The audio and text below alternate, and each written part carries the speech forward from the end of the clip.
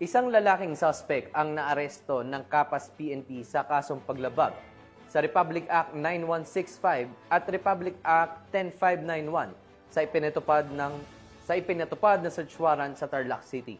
Ibabalita yan ni Police Corporal Giselle Rivera.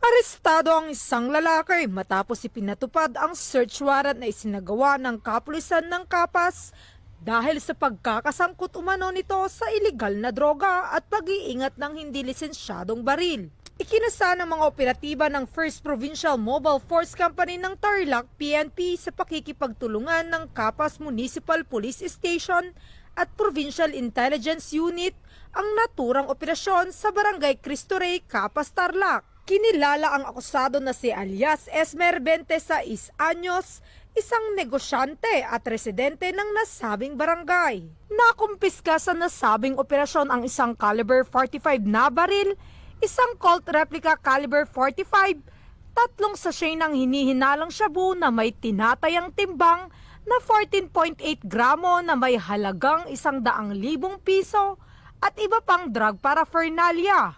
Ayon sa pulisya ay sinagawa ang paghahalughog sa maayos, mapayapa at makataong pamamaraan sa presensya ng barangay officials, mga miyembro ng Bantay Bayan, kinatawan mula sa DOJ, NPS at ilang miyembro ng media.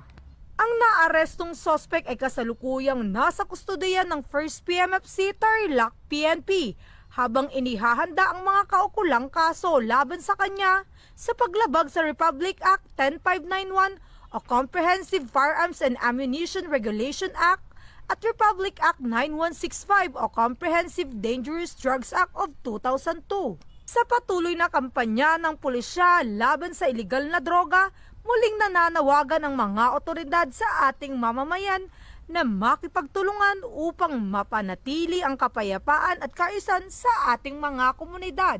Mula dito sa Central Luzon, ang inyong PNN correspondent, Police Corporal Giselle V. Rivera, alagad ng batas, tagataguyod ng Balitang Pulis.